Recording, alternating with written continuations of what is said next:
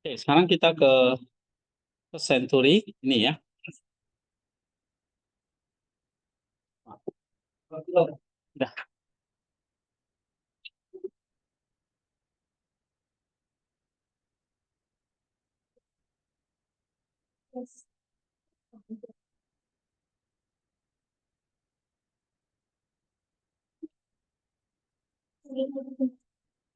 Okay, God is one, unoriginate, incomprehensible, yeah, possessing completely the total potentiality of being altogether, excluding notion of when and how, inaccessible to all, and not to be known through natural image by any creature.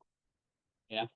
Nah, teks ini menjadi pintu gerbang menuju seluruh teologi Saint Maximus. Jadi Maximus tidak mulai dengan Allah itu kasih atau Allah pencipta langit dan bumi, ya. Meskipun itu benar, tapi dia mulai dengan serangkaian apa? Negasi. Ya, Allah itu tidak bisa dipahami, incomprehensible. Okay? Unoriginal. Allah itu tidak berasal. Jadi nggak ada sumber Allah itu dari mana, nggak ada. Ya, inaccessible to all. Tidak dapat diakses oleh semua. Nah, maksudnya apa? Serangkaian negasi ini adalah membersihkan pikiran kita dari penyembahan berhala konseptual. Jadi saya katakan ya, kita mulai dengan pembersihan segala konsep kita tentang Allah. Apa konsep-konsep kita yang lama tentang Allah? Oh, Allah itu kalau saya doa selalu dia kasih, misalnya gitu. Nah, itu dibuang. Ya, Allah itu jahat, nah itu harus dibuang. Allah itu mungkin konsep kita tuh kayak eh, apa? Tukang memberi yang murah hati misalnya. Nah, serangkaian itu dibuang dulu. Kenapa? Karena maksimum ingin memastikan bahwa sebelum kita bicara tentang apa? Inkarnasi, tentang Allah yang jadi manusia nanti di apa? Di dispensasinya. Ini kan kita belajar teologi dulu ya. Teologi dulu sebelum ke dispensasi ya. Dia benar-benar ingin menyadari supaya kita menyadari bahwa ada jurang ontologis antara pencipta dan ciptaan. Tahu jurang ya? Oke. Ada jarak yang begitu dalam antara pencipta dan ciptaan. Nah, menurut dia, hanya dengan menyadari jurang itu, kita dapat memahami betapa dahsyatnya kerendahan Allah di dalam Kristus. Kalau kita tahu betapa dalamnya jurang itu, baru kita bisa menyadari Allah turun dari surga itu ternyata begitu rendahnya dia. Karena jurang itu begitu dalam. Baru kita bisa tahu Allah yang begitu tinggi itu. Paham di sini? Ya. Nah, mari kita lihat frasanya ya. Pertama, God is one atau bahasa Yunaninya is o theos. Nah, sebetulnya ini Allah itu esa. Ya. Nah, ini sebenarnya pengakuan dasar iman orang Israel dalam Ulangan pasal yang ke-6 ayat 4. Dengarlah hai Israel, Tuhan itu Allah kita. Lalu ditutup dengan Tuhan itu esa. God is one. Tuhan itu esa. Nah, bagi Maximus, esa itu tidak berarti kesatuan yang kosong atau mati. Allah yang esa dalam arti tidak terbagi, dia tidak ada saingan dan sumber dari segala yang ada. Ya satu, cuma itu. Kesatuan Allah juga membuka misteri Tritunggal, Allah esa dalam esensi, tetapi tiga dalam hipostasis. Nah, ini di semester lalu kita ada pelajari ya. Tritunggal itu Allah satu atau esa di dalam esensi, tiga di dalam pribadi atau hipostasis. Nah, nanti di second century kita pelajari tentang itu, Tritunggal. Second century, begitu kita masuk dengan teks yang pertama, second century,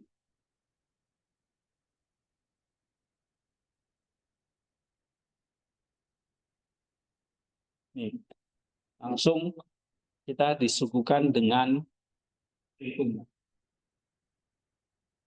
Three hypostasis. The Son, Holy Spirit. Ya. God is one. Satu. Tapi di dalam diri sensi. Hipostasis tiga. Ada Son, Holy Spirit. Nah, ini Tritunggal di second century-nya. Ya. Nah, tapi di first century Maximus tidak mulai dari Allah Tritunggal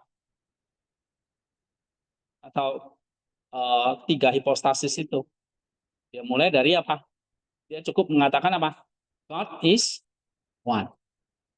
Allah itu esa. Ya.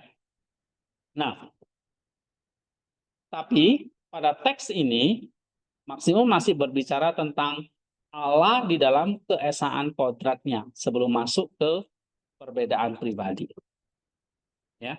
Nah, makna apofatik, apa itu apofatik?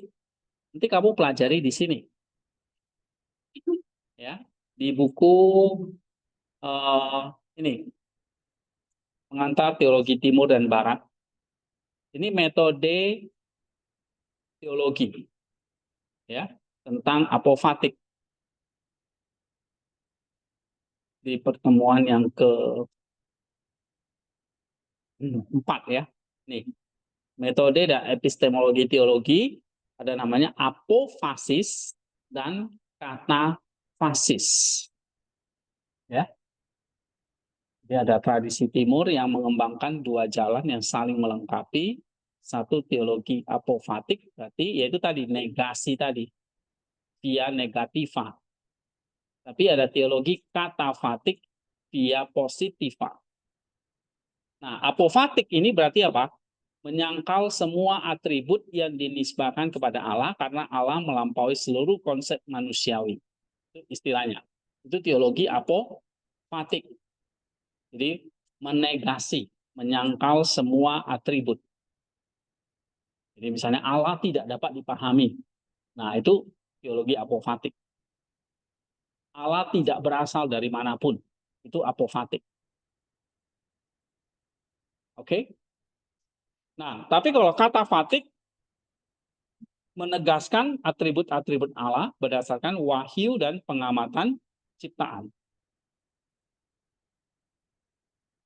Jadi kalau dalam tradisi timur, mengikuti Theododinosius dan Maximus, teologi apofatik itu di atas katafatik sebagai cara tertinggi mendekati Allah.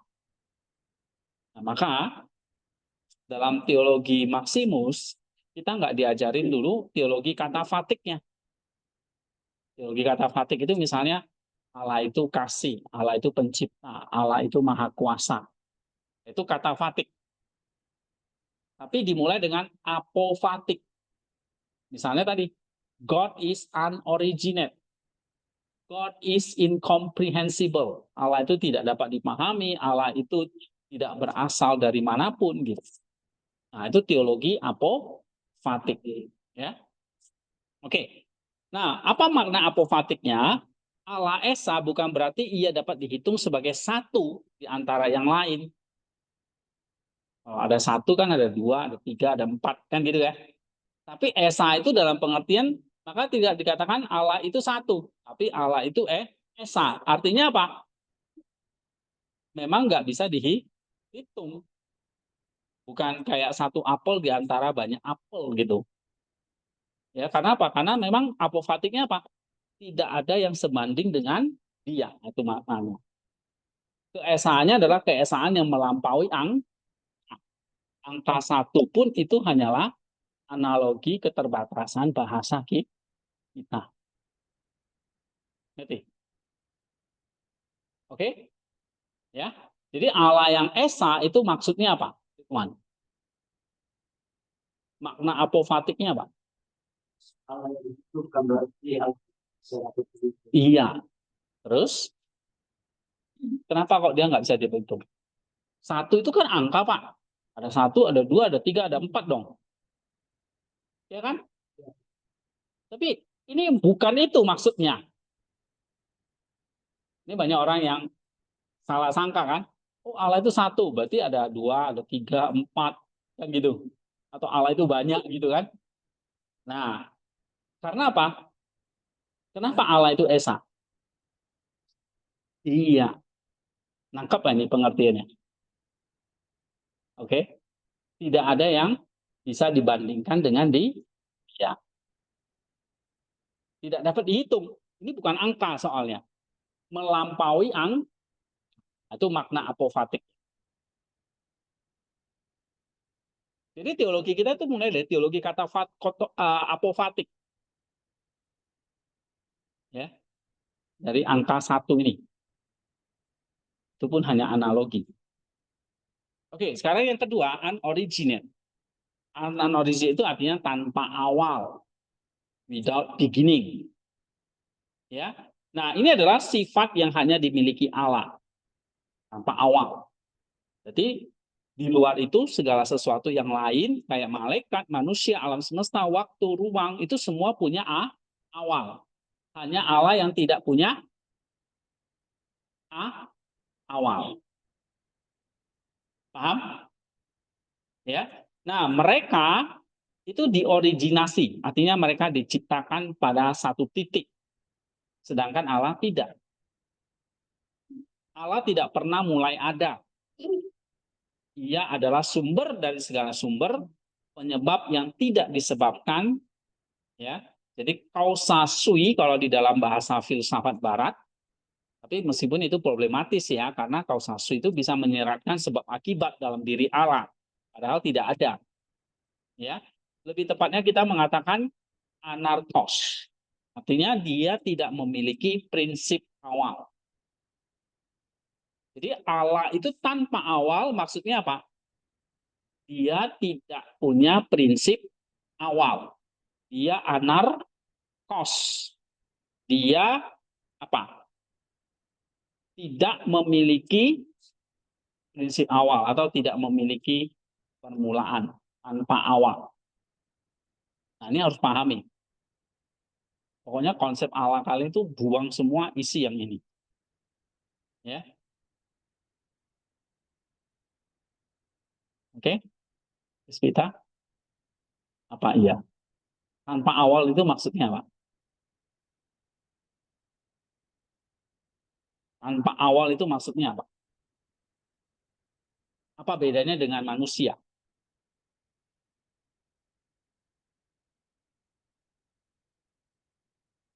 Kalau Allah anarkos, dia tanpa awal, tidak punya prinsip awal. Dia sumber dari segala sumber penyebab yang tidak disebabkan. Sedangkan manusia disebabkan, berarti ada awalnya. Kamu contohnya lahir itu awal. Gitu. Tahun 1980 kamu belum ada. Ya kan? Tahun 2000 berapa kamu ada? Kita. Nah, 2005 baru ada. 2004 belum ada, tapi Allah 2004 sudah ada belum? Sudah ada, bahkan di luar tahun, di luar angka. Ya. Oke, itu unoriginate. Kenapa penting? Jika Allah memiliki awal, maka ia adalah ciptaan. Jadi segala sesuatu yang punya awal itu adalah apa? Ciptaan. Tapi tanpa awal itu adalah apa? Pencipta. Ya. Maka kita harus mencari penyebab di baliknya. Jadi kalau kita ada awal, berarti ada penyebabnya. Nah, Allah karena tanpa awal, maka nggak ada yang namanya penyebab Allah. Siapa yang menyebabkan Allah itu ada? Ada, karena dia karena dia adalah anarkos. Oke? Nah, jadi konsep tanpa awal itu untuk melindungi apa? Keberadaan Allah itu ada pada dirinya sendiri. Dia nggak perlu orang lain yang menyebabkan dia ada. Dia apa adanya itu. Nah, itu namanya asetas Allah. Dia tidak bergantung pada apapun atau siapapun. Paham ini?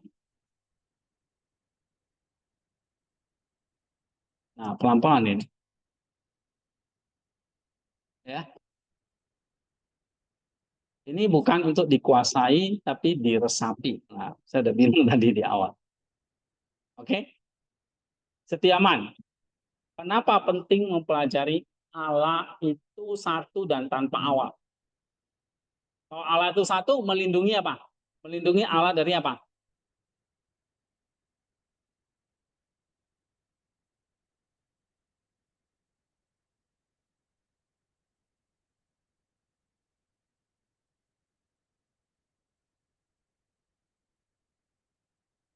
Bukan. Allah itu satu, berarti melindungi Allah bahwa Allah itu bukan.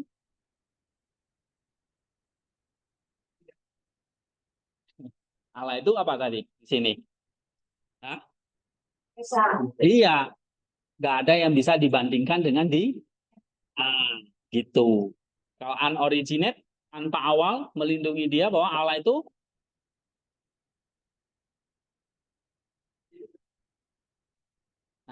apa? Melindungi Allah dari apa? Oh, Allah itu ya ada pada dirinya sendiri. Jadi kalau Allah itu satu, melindungi dia, mengatakan Allah itu nggak ada bandingannya loh. Cuma satu, nggak ada yang bisa. Nggak ada Allah kedua, Allah ketiga, Allah keempat, nggak ada. Hanya dia satu-satunya, nggak ada tandingannya nih. Oke? Tapi kalau Allah itu unoriginate, tanpa awal, itu maksudnya apa? Allah itu berada pada dirinya sendiri.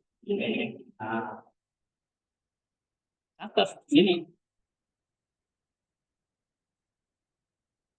supaya apa?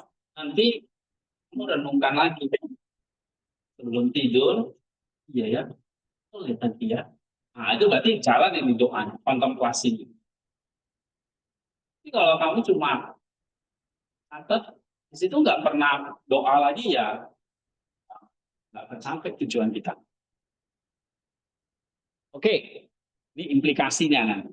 Ini yang penting di sini. Coba baca, Yusuf. Manusia yang memiliki awal cenderung takut akan ketiadaan. Oke. Kita takut mati karena kita sadar bahwa kita mulai dan akan terakhir. Nah, kan gitu ya. Kita awalnya ada. Nanti suatu saat kita akan berakhir mati. Kalau disiapkan. Tuhan mungkin terus terakhir mati. Ya, kan? Tetapi Allah, tidak punya mulai, juga tidak akan berakhir. Nah, itu dia. Sehingga di sini berdiri di hadapan yang tak terawal adalah berdiri di hadapan realitas yang tidak dapat dihancurkan, yang memberi kita dasar pengharapan yang cukup. Jadi waktu nanti kamu renungkan, waktu kamu mengerti tentang Allah yang seperti ini, apa yang kamu renungkan? Apa yang kamu lihat tentang Allah? Sekarang kita masuk teorianya. Atau tadi dikatakan Evagrius, doanya apa? Teorianya apa? Apa yang akan kamu renungkan? Jadi apa implikasinya? Oh, saya berdiri di hadapan Allah yang apa? Yang nggak bisa berakhir. Kan? Saya bisa berakhir. Berarti kalau saya di dalam Allah, saya punya apa?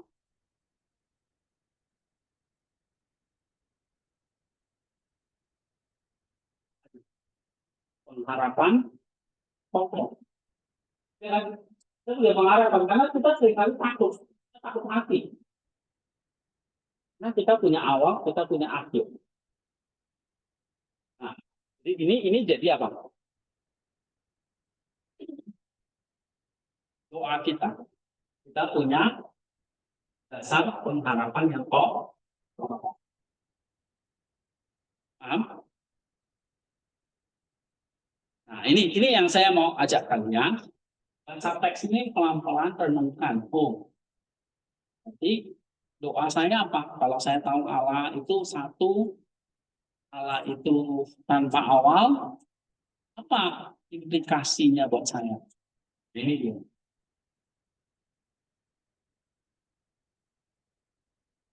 Ya, inilah yang tadi yang Evaluus bilang. Iman, artian, dan doa.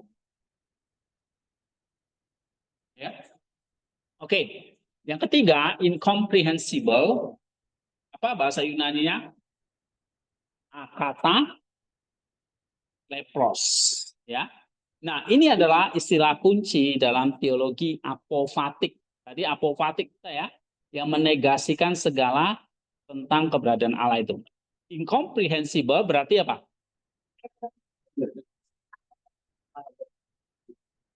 Ditangkap oleh akal budi cipta. Nah, kita nggak paham, kita nggak bisa paham. Ya, kata Yunani akateleptos itu menunjukkan ketidakmampuan nous, ini ya, intelek spiritual untuk membungkus atau merangkul Allah di dalam konsep. Kita nggak bisa mengenal bahwa Allah ada dan kita dapat merasakan, ya kita dapat mengenal bahwa Allah ada dan kita dapat merasakan kehadirannya dalam doa, tapi kita tidak dapat memahami esensinya secara tuntas. Nah, ini penting. Oke. Bandingkan dengan 1 Timotius 6 ayat 16, ia yang tidak dapat mati, yang diam dalam terang yang tak terhampiri. Nah, itu jelas ya. Dalam terang yang tak terhampiri, light inaccessible. Nah, ini artinya apa? Allah tidak dapat dijangkau sepenuhnya oleh pikiran. Seperti mata telanjang tidak dapat menatap matahari tanpa buta. Ya. Tapi ini bukan ketidaktahuan mutlak atau agnostisisme. Jadi ada satu paham di dalam filsafat ini namanya agnostisisme. Agnotis. Artinya memang ya, kalau itu ada atau tidak, ya saya nggak tahu. Itu agnotis. Ya. Nah, ini bukan berarti ketidaktahuan mutlak. Karena Allah menyatakan dirinya melalui tindakannya atau energi. Seperti dia menciptakan alam semesta ini, itu energinya. Oke? Kita dapat mengalami dan berpartisipasi di dalam energi ilahi. Kebaikan, kehidupan, kebijaksanaan. Jadi kita bisa apa? Berpartisipasi di dalam energinya atau tindakannya. Tapi esensinya tetap terus. Nah, ini yang kita percaya. Allah incomprehensible, tidak dapat dipahami, tapi bukan mutlak. Kita masih bisa apa? Mengalami energinya. Seperti kebaikannya, kehidupan yang dia berikan, alam semesta ini, ya, wisdomnya. Tapi kita nggak bisa memahami apa? Esensi. Ya. Nah, ini Sicilia. Incomprehensible. Allah yang nggak bisa dipahami. Maksudnya apa?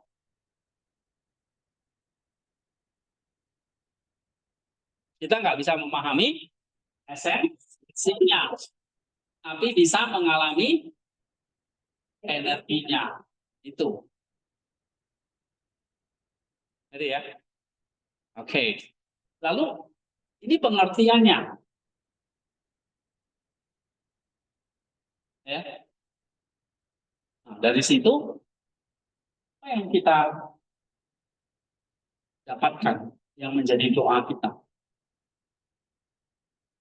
Nah, di sini teologi bukanlah upaya untuk memecahkan Allah seperti teka-teki. Ya.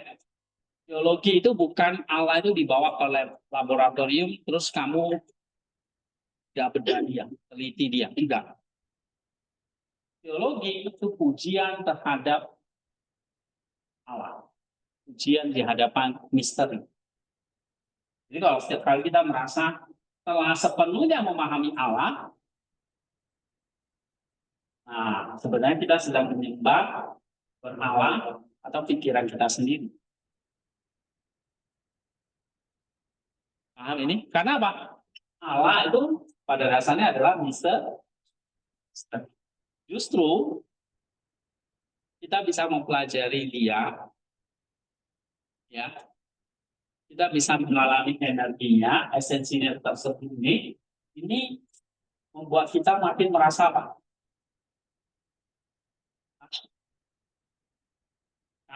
Agung. Allah yang saya pelajari itu nggak bisa habis-habis. Itu. Nah, ini doa kita ya. Konsekuensinya. Oke. Nah, sekarang poin yang keempat, di situ dikatakan apa? Possessing completely the total potentiality of being. Nah, apa artinya ini? Oke, kita hadapi dengan fasa ini, ya. Jadi Maximus itu maksudnya begini. Dalam bahasa Yunani-nya ya, itu artinya Allah memiliki secara total keseluruhan potensi keberadaan. Possessing itu kan artinya memiliki ya. Secara keseluruhan potensi, total potensi keberadaan. Nah, sekarang apa artinya? Ini bukan berarti Allah memiliki potensi dalam arti kekurangan. Seperti benih yang memiliki potensi untuk menjadi pohon. Bukan itu maksudnya. Karena di dalam filsafat Aristoteles, potensi atau dinamis biasanya berlawanan dengan aktualitas atau energi. Dan Allah adalah aktualitas murni. Ada potensi, ada aktualitas. Seperti benih, dia punya potensi jadi pohon. Bayi punya potensi jadi dewasa, kan gitu kan? Nah, bukan seperti itu yang kita pahami potensinya. Nah, Maximus menggunakan istilah potensi di sini dalam arti kesempurnaan kuasa. Yaitu Allah memiliki dalam dirinya secara penuh segala sesuatu yang dapat diwujudkan. Jadi di dalam dirinya itu secara penuh memiliki segala sesuatu yang bisa diwujudkan. Kenapa? Karena dia sumber dari semua kemungkinan keberadaan. Tidak ada potensi keberadaan yang tidak ia miliki secara total dan sempurna dalam dirinya. Ya, jadi ini adalah cara untuk mengatakan bahwa Allah adalah kepenuhan keberadaan itu sendiri. Dia cukup. Dia penuh pada dirinya sendiri. Dia bukan seperti nanti benih bisa jadi pohon. Bukan itu maksudnya. Ya. Nah, artinya gini, supaya lebih mudahnya, ini dengan bahasa yang lebih gampang ini. Allah tidak kekurangan apapun. Ya, setiap kualitas baik yang dapat dipikirkan, misalnya apa? Kekuatan dia, aksinya, kebijaksanaannya, itu sudah ada di dalam dirinya tanpa batas dan tak terbagi. Ya, dia adalah keseluruhan potensi dalam arti bahwa dari dialah segala realitas itu berasal. Jadi kalau dalam ciptaannya ada kasih ya, karena kasih berasal dari dia. Kamu bisa punya kebijaksanaan ya, karena kebijaksanaan dari dia. Gitu. Jadi di sini paham ya. Jadi Allah itu adalah apa? Keseluruhan potensi dalam arti bahwa dialah segala realitas. Baik aktual maupun potensial berasal. Benih punya potensi jadi pohon. Tapi benih itu belum tentu bisa jadi pohon. Ya kan? Nah, Allah bukan seperti itu. Dia memiliki keseluruhan potensi itu dalam arti apa? Dan dialah segala realitas itu berasal. Ya. Paham ya? Jadi Allah nggak kekurangan apapun. Setiap kualitas itu ya ada di dalam dia secara tak terbatas dan tak terbagi. Oke? Nah, ini yang keempat. Yang kelima, altogether excluding notion of when and how. Nah, maksudnya apa? Maximus mau membersihkan dalam diri kita itu kategori temporal dan spasial dari konsep kita tentang Allah. Nah, Allah itu punya waktu, punya tempat gitu loh. Allah hadir di sini. Ya, Allah tidak hadir, absen. Nah, karena manusia itu punya pemahaman Allah itu seperti itu. Jadi dia mau bersihkan. Nah, ketika dia mengatakan when and how itu tidak masuk di dalam diri Allah. Jadi Allah itu di luar waktu dan di luar tempat. Ya, jadi when itu artinya apa? Waktu ya, kapan? How itu bagaimana? Itu pertanyaan yang hanya relevan untuk kita makhluk yang terbatas yang ada di dalam ruang dan waktu, misalnya dalam ruang ini dan di waktu sore ini misalnya. Oke, ketika kita bertanya tentang sesuatu, misalnya nih, kapan terjadinya, bagaimana prosesnya, itu menandakan apa? Kalau itu ada di dalam waktu, kapan kan? Dan bagaimana terjadinya, tunduk pada sebab akibat. Bagaimana prosesnya? Kok bisa sampai gosong nasi ini? Nah, ada sebab akibatnya kan? Mungkin Ridwan masak nasinya nggak tidur gitu ya, jadi sampai gosong. Sebabnya tidur, akibatnya gosong. Nah, ini bagaimana prosesnya tunduk pada apa? Sebab akibat.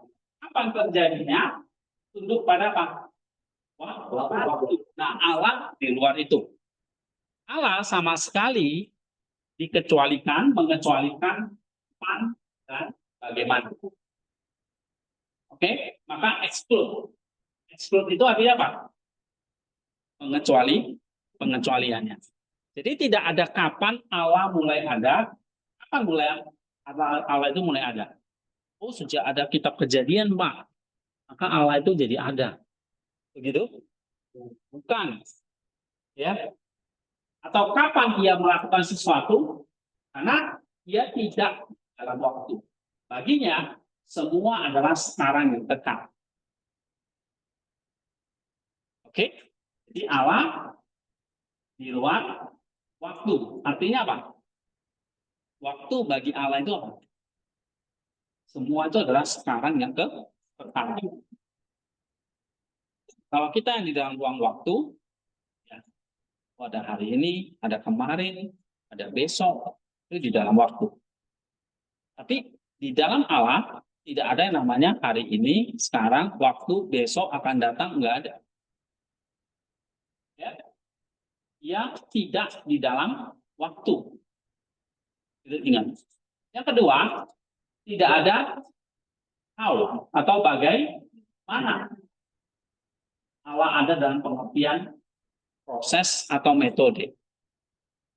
Jadi kita nggak bisa bertanya bagaimana Allah menjadi baik. Kalau manusia iya kan? Bagaimana kamu bisa jadi baik? Ya, bagaimana kamu jadi pintar berproses kan? Tapi Allah bisa nggak bertanya begini? Allah, bagaimana kamu jadi maha kuasa? Ya, karena Allah tidak berproses. Karena dia sudah baik dan kekalan. Jadi, bagaimana jadi baik? Itu bukan pertanyaan, itu nggak bisa dijawab oleh Allah. Kita tidak bisa bertanya, bagaimana Allah menciptakan? Kenapa? Karena penciptaan bukanlah proses teknis kayak kita bikin kue. Ya, tapi tindakan kehendak bebas yang melampaui semua analogi mekanis. Gimana Allah menciptakan dunia ini? Karena banyak prosesnya, karena Allah kan tidak ada kata proses di dalam Allah. Nah, itu. Oke? Paham di sini? Nah, kalau kita menghilangkan kapan dan bagaimana, itu artinya apa? Apa maksud Maximus? Supaya kita tidak apa? Berspekulasi, ya, secara tidak hormat tentang hal-hal yang tidak diwahyukan. Jangan. Ini disiplin apofatik. Kita hanya boleh mengatakan tentang Allah apa yang Dia nyatakan tentang dirinya di dalam kitab suci dan tradisi, bukan spekulasi yang liar. Nah, itu maksudnya. Nah, ini disiplin apofatiknya. Ya, kita nggak boleh atau kita hanya bisa mengatakan sesuatu tentang Allah, tentang fatiknya yang positif, apa yang sudah dinyatakan di dalam kitab suci dan tradisi gereja. Oke, yang keenam sekarang. Inaccessible to all. Ya. Artinya apa? Inaccessible to all. Ini dalam 1 Timotius 6 ayat 16 tadi. Ya. Allah tidak dapat semua makhluk secara langsung. Makhluk ini termasuk manusia, malaikat, gitu ya. Nah, tidak dapat diakses semua makhluk secara langsung di dalam esensinya tadi. Jadi nggak ada manusia, nggak ada malaikat, nggak ada makhluk spiritual tertinggi sekalipun yang dapat mendekati esensi Allah dan masuk ke dalamnya. Kenapa? Karena esensi Allah adalah terang yang tak terhampiri dalam 1 Timotius 6:16 tadi. Ya. Jadi kenapa kok kita nggak bisa tidak dapat diakses? Allah itu kenapa tidak dapat diakses? Hah? Apa? Allah itu ada di dalam orang yang tidak terhampiri, dan itulah esensi. Jadi apa yang nggak bisa diakses? Esensinya. Kenapa esensinya nggak bisa diakses? Karena dia adalah terang yang tak terhampiri. Gitu. Paham? Nih, Salvin? Paham ya? Oke. Satu realitas yang begitu murni, begitu sederhana, begitu melampaui, sehingga setiap makhluk itu terbatas, akan terbakar jika mencoba mendekatinya sebagai objek pengetahuan. Jadi jangan coba-coba. Ya. Tapi jangan salah sangka. Nggak dapat diakses di sini merujuk pada esensinya. Bukan pada, nah tadi kita bahas kan, kita bisa mengakses Allah melalui energinya, kayak kebaikannya, kebijaksanaannya, kuasanya gitu. Ya, bahkan bersatu dengannya dalam teosis. Jadi kalau Allah nggak terhampiri, kok ada teosis? Kok bisa kita bersekutu dengan Dia, Alkitab? Nah, kita bersekutu dalam energi. Nah, itu dia. Oke, jadi menjadi Allah oleh anugerah. Tapi persatuan itu terjadi bukan dengan menembus esensi, tapi teosis itu apa? Iya. Ini Maximus membedakan. Esensi Allah nggak terhampiri, tidak dapat diakses.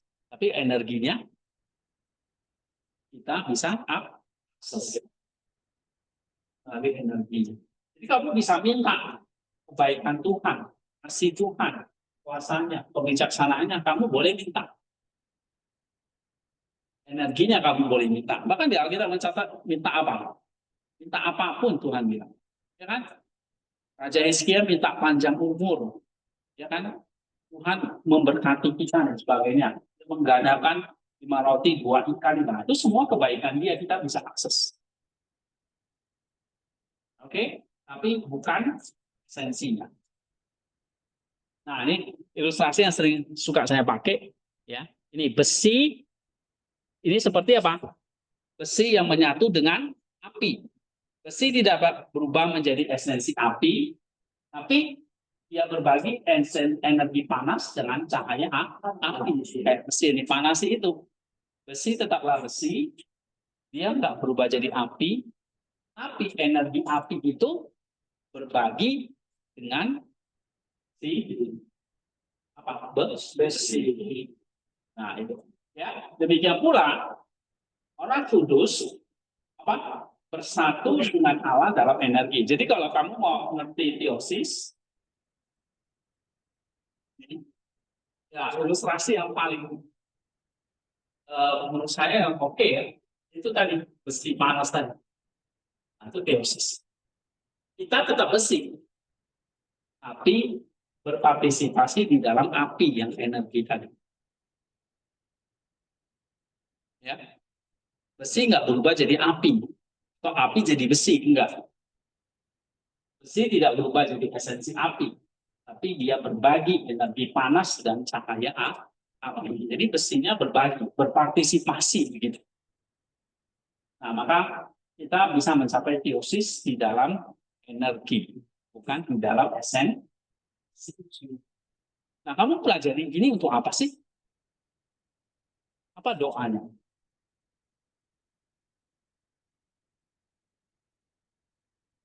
Saya bisa berpartisipasi dalam energi, bukan dalam esensi. Lalu so what? Ya, orang anak sekarang, lalu apa? So what gitu loh. Nah, gitu. Apa-apa nih? Baca ini. Apa implikasinya dong?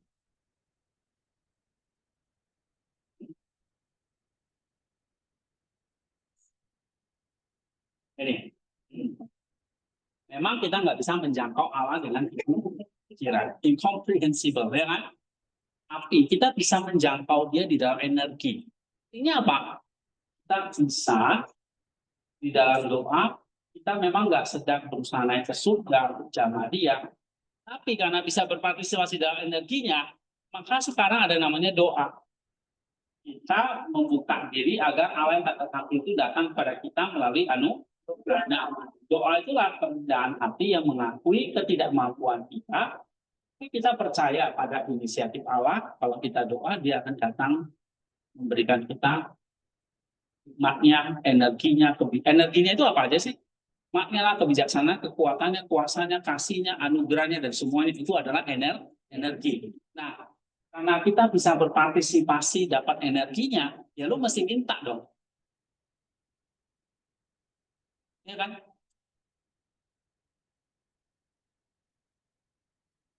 Ini mintanya dengan apa? Bukan ini. Nah, dengan Oke, ini implikasinya. Oke, yang ketujuh, and not to be known through natural image by any creature. Artinya apa? Ini frasa penutupnya adalah peringatan terhadap penyembahan berhala, baik berhala fisik, patung kayu, maupun berhala konseptual, gagasan tentang Allah yang kita buat sendiri. Nah, ini seringkali ya, manusia itu punya gagasan tentang Allah, dia dibikin bermacam-macam penyembahan berhala. Nah, ini yang Maximus mau babat ini. Okay. Natural image itu gambaran yang berasal dari alam ciptaan. Tidak ada gambaran alami yang cukup untuk mewakili Allah. Makanya Allah di luar itu. Dia tidak bisa dikenal, diketahui melalui apa? Gambar Allah ini oleh ciptaannya. Nggak bisa. Kamu mau gambar Allah yang kayak gimana? Tidak ada gambaran alami yang cukup memadai untuk mewakili Allah. Ya. Nah, jika misalnya Anda menunjuk ke matahari dan berkata, Allah itu seperti matahari. Makanya ada orang bikin dewa matahari, ya kan? Karena dianggap Allah itu kayak matahari. Itu salah, karena Allah melampaui matahari. Oke? Meskipun matahari adalah analogi yang baik untuk beberapa sifatnya. Jika Anda membayangkan Allah itu sebagai bapak tua berjanggut putih di atas tahta, itu adalah gambar alami Ya, berasal dari pengalaman kita tentang ayah dan raja. Allah itu mungkin kayak raja, kayak ayah gitu ya, kayak bapak. Nah, kita gambarlah dia kayak seorang bapak tua. Nah, ini adalah sesuatu yang keliru. Oke? Dan itu nggak dapat menangkap esensi Allah. Jika Anda menggunakan konsep filosofi seperti being itu sendiri atau yang tak dapat bergerak, itu juga masih dalam ranah gambar alami karena konsep adalah produk dari akal budi yang juga ciptaan. Jadi kalau kita gambarkan Allah itu ya being aja, itu juga nggak bisa menggambarkan Allah. Ya, tapi di sini Maximus bukan berarti tidak melarang analogi sama sekali ya. Dia nggak melarang. Teologi katafatik diperbolehkan asalkan disertai apofatik. Maksudnya gini, dia melarang pengetahuan yang mengklaim cukup hanya dengan gambar alami. Artinya apa? Kita tidak dapat mengatakan bahwa kita tahu siapa Allah hanya dari berbagai analogi dunia. Pengetahuan sejati tentang Allah datang melalui iman dan wahyu, bahkan itu pun tidak pernah menangkap esensinya. Jadi maksudnya secara praktis ya, misalnya begini, kadang-kadang manusia itu perlu gambaran kan, ya. Masa aku berdoa sama esensi yang nggak tahu sih, apa sih kok hitam, kok gelap gitu kan kita. Nah, jadi saya begini, ketika kita berdoa, pikiran kita kan pasti sering muncul ya, gambar-gambar tentang Allah. Nah, itu sebetulnya nggak masalah, itu wajar. Tapi kita nggak boleh terpaku pada gambar-gambar itu seolah Allah persis seperti itu. Ya, dalam doa kontemplatif yang tingkat tinggi, hesychia namanya, kita harus melepaskan semua gambaran, semua image, dan bahkan gambar yang paling agung sekalipun.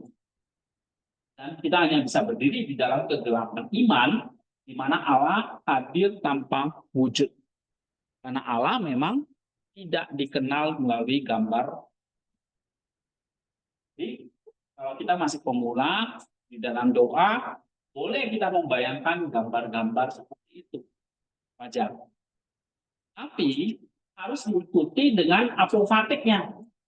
Apa apofatiknya? Oh, ini memang Allah tidak gambar, tidak bisa digambar, ya apapun. Oke, jadi ia melarang tadi pengetahuan yang mengklaim cukup hanya dengan gambar alami itu nggak cukup. Itu maksudnya, ya. Jadi praktisnya apa? Kita nggak boleh kalau misalnya dalam berdoa tuh gambaran-gambaran Allah itu kalau muncul, ya tadi kan contohnya dikasih apa? Bapak yang berjanggut lah, apapun itu ya. Nah, kalau itu muncul itu wajar. Tapi kamu nggak boleh terpaku pada gambar-gambar itu. Nah, nanti kalau dalam doa yang sudah tingkat tinggi, ya harus melepaskan semua gambar itu. Ya, kalau kita gambarkan hal yang seperti Bapak, boleh. Ini kata fatik. Bahkan Alkitab mengajarkan Allah itu Bapak. Ya kan? Ini kata fatik. Memang ada ditulis Bapak kami yang di surga. Jangan kamu membayangkan Bapak itu kayak bapakmu di rumah. Jangan, atau kayak apa? Pak Hedi misalnya. Ya kan kata Bapak. Saya, kata fatiknya muncul Bapak. Begitu kamu ingat Bapakmu yang kejam, kamu jadi maksud. Wah, Bapak lagi. Ya, dia aja mukulin aku. Ya. Teologi kata fatiknya bisa muncul. Tapi harus sertai apofatik. Apofatiknya apa? Oh, gambar itu bukanlah Allah.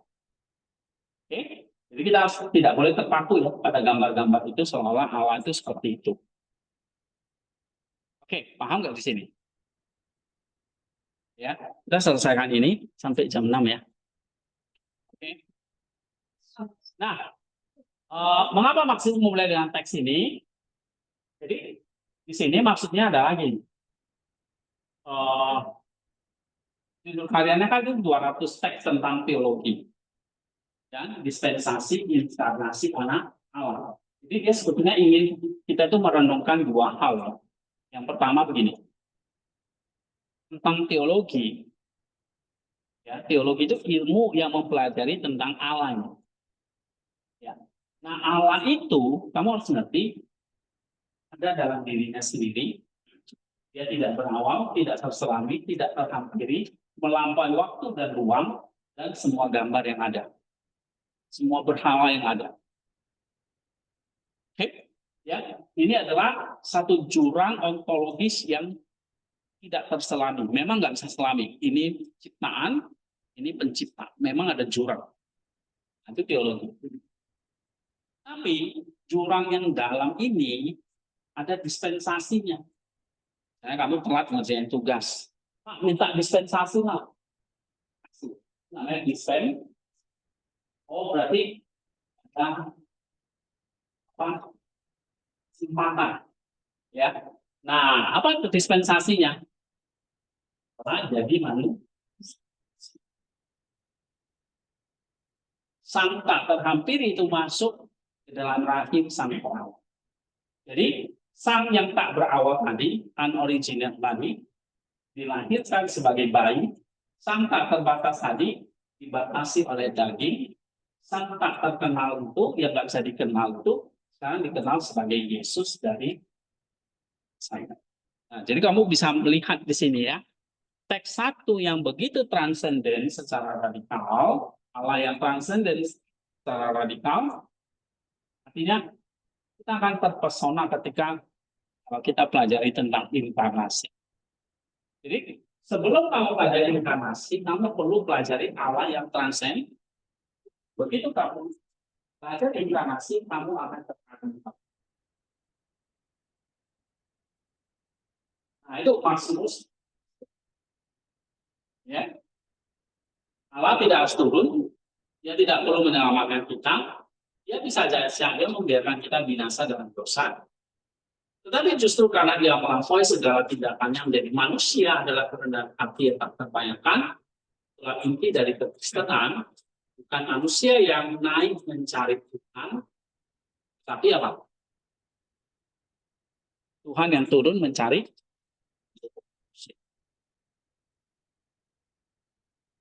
Ya.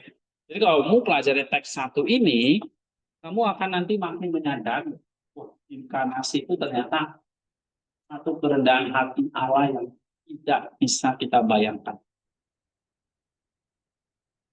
Ya karena mungkin setiap tahun kita peringati Natal itu udah biasa ya. Lama-lama kita kehilangan maknanya. Yang ada malah ribut aja soal dekorasi ya kan. Oke, gara-gara itu gerejanya, apa? Kamu yang bilang ya. Oke, jadi ringkasannya begini. Satu, one ini maksudnya apa?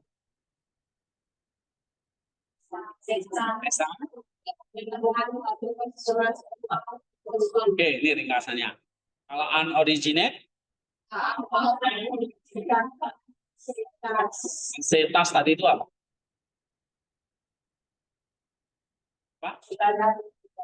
Allah ada pada dirinya sendiri. Nah, itulah unoriginate. Ya. Tapi dia juga incomprehensible. Maksudnya apa? Kita nggak bisa memahami. Oke.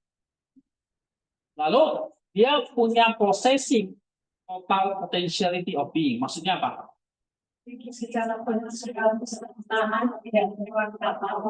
Dia cukup pada dirinya sendiri. Ya, oke. Dia nggak harus kayak benih jadi pohon dulu berproses, nggak perlu dia.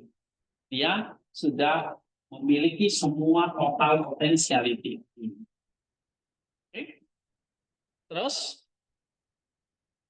excluding notion of when and how. Maksudnya apa?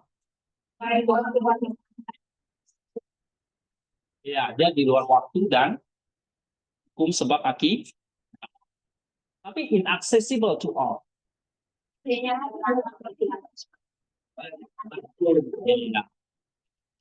yang kita bisa sifat not to be known through natural image.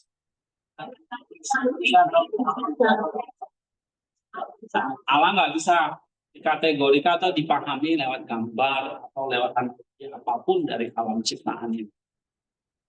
Tapi memang menganalogikannya bisa. Kayak bahasa Alkitab itu kan sangat terbatas ya. Dia mengatakan Allah itu Bapa. Ya, ini analogi. Jangan kamu bayangkan Bapak itu kayak berjenggot atau kayak orang tuamu di rumah yang galak begitu. Ya, oke. Jadi melampaui semua analogi. Nah, apa doa kita? Implikasinya kita hari ini. Jadi kalau kamu ketemu implikasi, berarti ini dari sini kamu melihat apa Allah itu? Nih, teorianya kamu lihat Allah yang seperti ini apa yang kamu lihat? Berarti kalau saya ya sebagai dosen teologi, kita ya harus mengajar mahasiswa itu kan teologi itu bukan kita sok pinter gitu, pamer pengetahuan. Tapi makin kita belajar tentang Allah, kita makin apa? Bahwa kita tidak punya apa-apa dan esensi. Iya. Nah, yang kedua apa? Zaman sekarang kan penuh dengan gambar alamiah tentang Allah. Allah sebagai kosmos, ini panteisme. Ya. Allah itu kayak panteisme, ada di dalam pohon, ada di dalam binatang, ada di dalam gunung. Hanya banyak orang yang pergi ke gunung cari Allah katanya. Oke, nah itu Allah sebagai kosmos. Allah itu sebagai energi impersonal. Ini gerakan zaman baru atau New Age. Allah sebagai proyeksi psikologis. Ini ateisme Freud. Ya. Atau Allah sebagai tukang ajaib.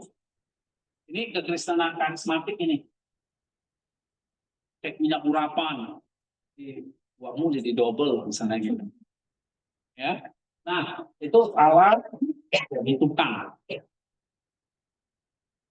Nah, ini kalau kita baca teks satu ini berarti mau apa? Memanggil kita tuh apa hari ini? Apa? Menerus. Kali kita menyadari bahwa kita telah membayangkan Allah itu terlalu kecil, kita harus melepaskan gambar itu dan membiarkan isinya lebih besar sinar. Yang ketiga, fondasi untuk doa.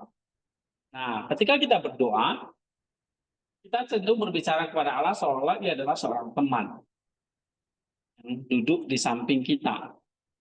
Sehingga kita gampang aja katakan, ya Tuhan selamat pagi, Tuhan selamat siang. Ya. Itu sering kan? Oke. Nah, seolah-olah kita bicara sama seorang teman. Ya. Gitu. Nah, itu baik karena Allah memang dekat melalui inkarnasi. Tapi hati-hati. Kita tidak boleh melupakan transendensi.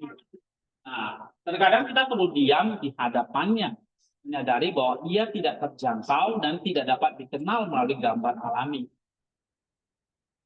Jadi doa hening di mana kita berhenti berbicara dan hanya berdiri di hadapan misteri, itulah respon yang tepat terhadap teks satu ini karena dia incomprehensible.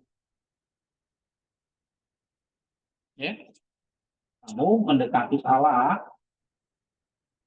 berdiri di hadapan misterinya dan berhenti berbicara. Makin banyak ngomong, kamu makin ngaco, salah. Jadi lebih baik kamu yang serius.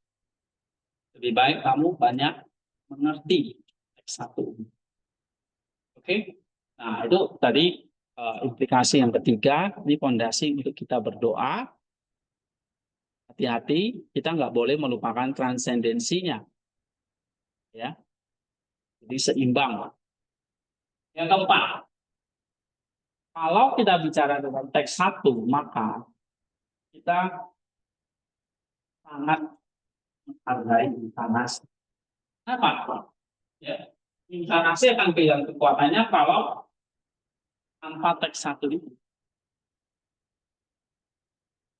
Jika Allah hanya sedikit lebih tinggi dari manusia, maka inkarnasi Kristus itu nggak istimewa. Oke? Tetapi karena Allah adalah jurang transendensi yang tak terhingga, maka inkarnasi adalah lompatan kasih yang paling radikal yang pernah terjadi. Kenapa? Karena Allah itu jurang yang tak terhingga. Dia mau datang kepada manusia, berarti apa? Satu lompatan kasih yang sangat radikal pernah terjadi. Kamu tahu betul betapa dalamnya jurang itu, berarti kamu ngerti betapa tingginya gunung itu. Nah, kira-kira gitu ya. Nah, inilah yang membuat kekristenan berbeda dari semua agama lain. Bukan manusia yang mencari Tuhan, tapi Tuhan mencari manusia dan turun sendiri dalam kedagingan. Oke, yang terakhir kesimpulan. Jadi teks 1 ini adalah fondasi teologi apofatik dari Maximus. Nah, di sini dia mengajak kita untuk berlutut dalam keheningan di hadapan misteri yang tidak terkatakan. Apa saja? 1, 2, 3. Allah itu satu.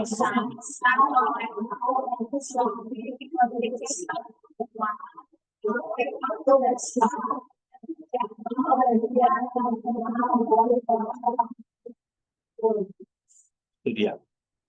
Teks 1. Mau renungkan lagi, ya. Ini satu pemahaman yang sangat dalam, walaupun ini cuma satu paragraf gitu, ya. Tapi ini bukan jalan buntu. Ini justru pintu masuk menuju pewahyuan, karena Allah yang tidak terjangkau, itulah yang memilih untuk menjangkau kita, dan puncak dari jangkauan itu adalah ketika Logos jadi daging. Ya, dalam Yohanes 1:14, penuh kasih karunia dan kebenaran. Dengan demikian, teks 1 ini bukan akhir dari pembicaraan tentang Allah, tapi awal dari keheningan yang penuh kekaguman yang membuat kita semakin menghargai anugerah inkarnasi. Oke, jadi kita mau belajar dari Maximus semester ini, ya. Jangan tergesa-gesa berbicara tentang Allah, diam sejenak. Ini praktisnya ya. Diamlah sejenak, rasakan betapa ia jauh melampaui imajinasi kita. Kita kayak berdiri di dalam kegelapan iman begitu. Dan kemudian dalam diam itu, dengarkan bisikan lembutnya. Karena dia sudah berinkarnasi, aku telah datang padamu, jangan takut, itu adalah Tuhan yang tidak terjangkau, tapi aku menjadikan diriku terjangkau dalam daging. Nah, itulah Injil. Ya, itulah kekristenan. Nah, jadi kamu coba nanti doakan begitu. Ya, ini coba rasakan.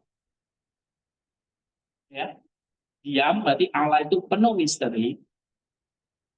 Tapi satu sisi ada dispensasi. Apa itu yang cari kita? Nah, jadi rasakan Tuhan itu memang nggak terjangkau, tapi dia apa? Mau dia menjadikan aku ini jadi terjangkau. Oke, sampai di sini. Kita Rabu depan kita sambung ke teks 2. Nah, kamu bisa baca-baca dan mungkin saya minta kalian 1 minggu ke depan, misalnya ya, bisa bertanya ya di grup itu. Mungkin kalau di kelas nggak sempat, ya di grup kalian bisa bertanya tentang materi kita hari ini. Ya, saya nggak mau tunjuk dulu deh siapa. Kalian boleh bertanya, ya. Biasanya kalau nggak ditunjuk gak ada yang tanya. Oke, Ridwan ya.